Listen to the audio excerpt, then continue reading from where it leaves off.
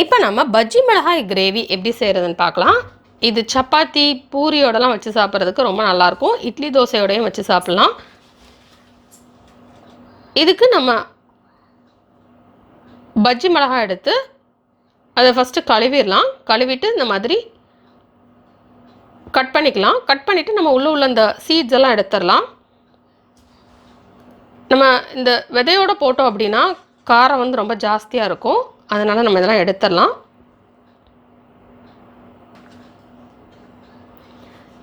Next நம்ம ஒரு கடாய் எடுத்துக்கலாம்.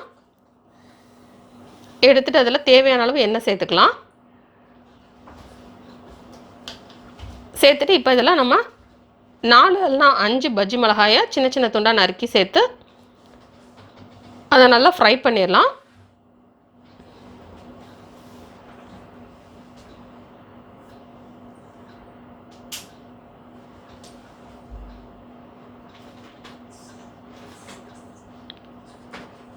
இப்போ இது கலர் சேஞ்ச் ஆகிடுச்சு. இந்த மாதிரி கலர் சேஞ்ச் ஆகிற வரைக்கும் நம்ம இதை ஃப்ரை பண்ணிடலாம்.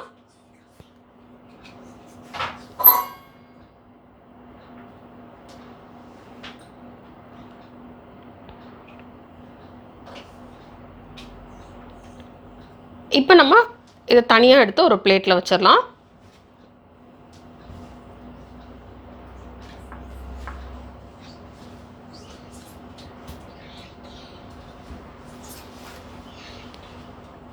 இப்போ தேவைப்பட்டது அப்படின்னா நீங்கள் கூடுதலாக எண்ணெய் சேர்த்துக்கலாம். இல்லைன்னா நம்ம அப்படியே செய்ய ஆரம்பிச்சிடலாம். இப்போ இதில் 2 சின்ன துண்டு பட்டை சேர்த்துடலாம். நெக்ஸ்ட் இதில் 2 கிராம்பு சேர்த்துடலாம். நெக்ஸ்ட் இதில் ஒரு ஏலக்காய் சேர்த்துடலாம். நெக்ஸ்ட் இதில் கொஞ்சமாக கல்பாசி சேர்த்துடலாம்.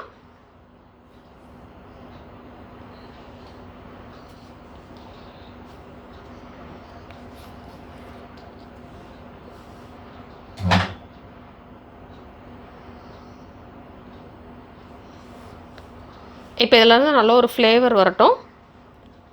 நெக்ஸ்ட் இதில் சின்ன சின்ன துண்டாக நறுக்கி வச்சுருக்கிற 3 பெரிய வெங்காயம் சேர்த்துடலாம்.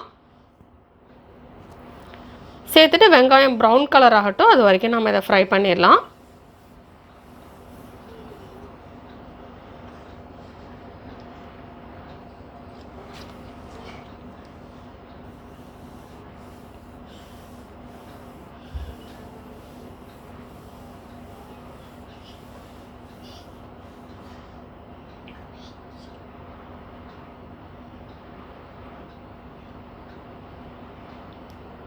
இப்போ வெங்காயம் கலர் சேஞ்ச் ஆகிடுச்சு. ப்ரௌன் கலர் ஆகிடுச்சு. இந்த மாதிரி வர வரைக்கும் நம்ம ஃப்ரை பண்ணிக்கலாம்.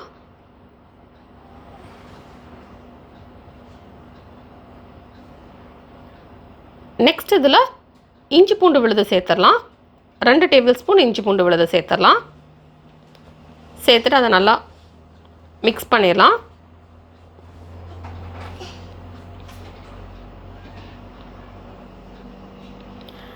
நெக்ஸ்ட் இதில் 3 பெரிய சைஸ் தக்காளியை அரைச்சி நம்ம சேர்த்துடலாம். இதில் தண்ணியெல்லாம் விட வேண்டாம். நம்ம அப்படியே தக்காளியை அரைச்சி சேர்த்துடலாம். சேர்த்துட்டு இந்த தக்காளியில் உள்ள பச்சை வாசனை போகட்டும். அது வரைக்கும் நம்ம இதை ஃப்ரை பண்ணிடலாம்.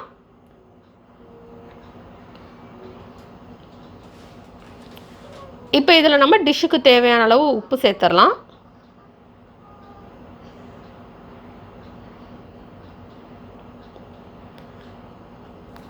சேர்த்துட்டு இந்த தக்காளி வந்து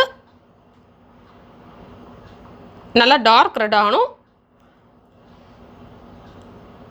இந்த மாதிரி கலர் சேஞ்ச் ஆனாலே இதில் உள்ள பச்சை வாசனை எல்லாம் போயிருக்கும். அது வரைக்கும் நம்ம இதை ஃப்ரை பண்ணிக்கலாம்.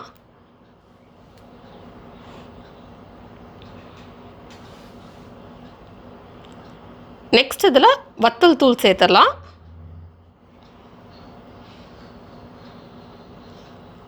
நான் இதில் 3 டீஸ்பூன் வத்தல் தூள் சேர்த்துருக்கேன். காரம் கம்மியாக வேணும் அப்படின்னா 1 டீஸ்பூன் இல்லைனா 2 டீஸ்பூன் சேர்த்துக்கலாம். நெக்ஸ்ட் இதில் 2 டீஸ்பூன் மல்லித்தூள் சேர்த்துடலாம்.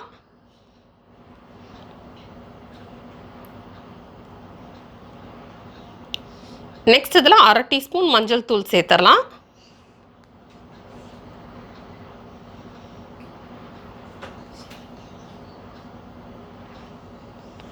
நெக்ஸ்ட் இதில் 1/4 டீஸ்பூன் கரம் மசாலா சேர்த்துடலாம்.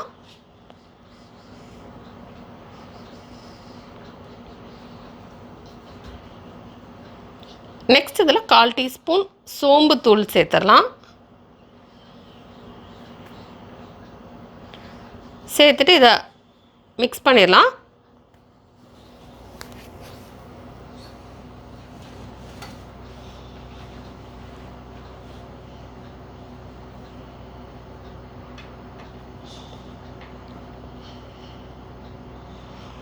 இப்போ இதில் தேவையான அளவு தண்ணி சேர்த்துட்டு கொதிக்க விட்டுறலாம்.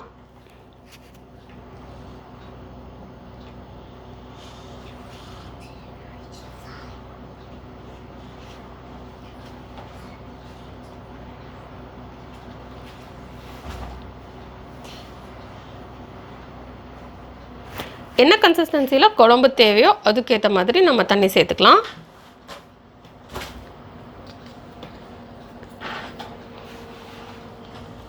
இப்போ இது கொதிச்சிருச்சு. நல்லா அந்த பச்சை வாசனையெல்லாம் போகணும், அது வரைக்கும் நம்ம இதை கொதிக்க விட்டுலாம். இப்போ இதில் 1/4 கப் தயிர் சேர்த்துடலாம்.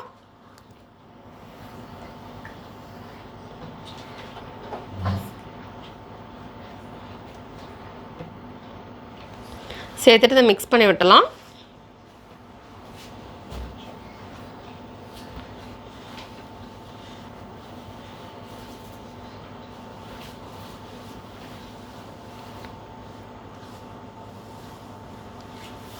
அதை மிக்ஸ் பண்ணிவிட்டு அது லேசாக கொதிக்கட்டும். 2 நிமிஷம் நம்ம கொதிக்க விட்டுட்டு அரைச்சி வச்சுருக்கிற தேங்காய் சேர்த்துடலாம். 1/2 கப் தேங்காய் எடுத்து நம்ம மிக்ஸி ஜாரில் நல்லா தண்ணி விட்டு ஒரு பேஸ்ட்டாக அரைச்சிக்கலாம். இப்போ அதை நம்ம உள்ளே சேர்த்துடலாம். சேர்த்துட்டு இதை மிக்ஸ் பண்ணிவிட்டு அதை திருப்பி கொதிக்க விட்டுலாம்.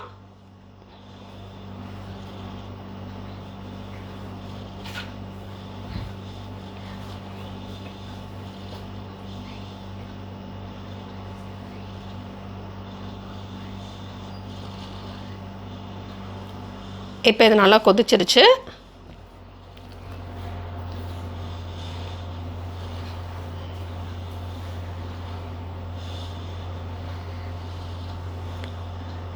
நெக்ஸ்ட் இதில் நம்ம ஃப்ரை பண்ணி வச்சுருந்தா அந்த பஜ்ஜி மிளகாய் சேர்த்து மிக்ஸ் பண்ணிடலாம். இப்போ திருப்பி இதை நம்ம 2 இல்லைனா 3 நிமிஷம் கொதிக்க விட்டுறலாம்.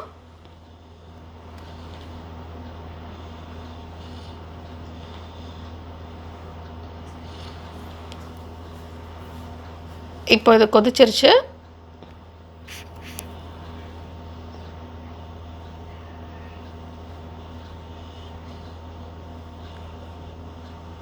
இப்போ நம்ம ஸ்டவ் ஆஃப் பண்ணிடலாம்.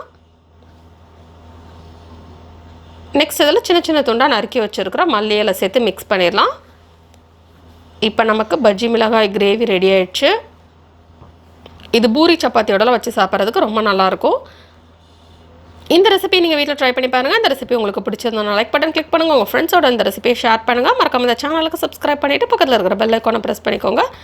இந்த ரெசிபியை ட்ரை பண்ணிவிட்டு எப்படி வந்திருக்கு அப்படின்றத கீழே உள்ள கமெண்ட்ஸ் பாக்ஸில் மறக்காமல் சொல்லுங்கள். தொடர்ந்து இந்த சேனலோட இணைந்தீர்கள் புதிய புதிய ரெசிபிகளுக்காக.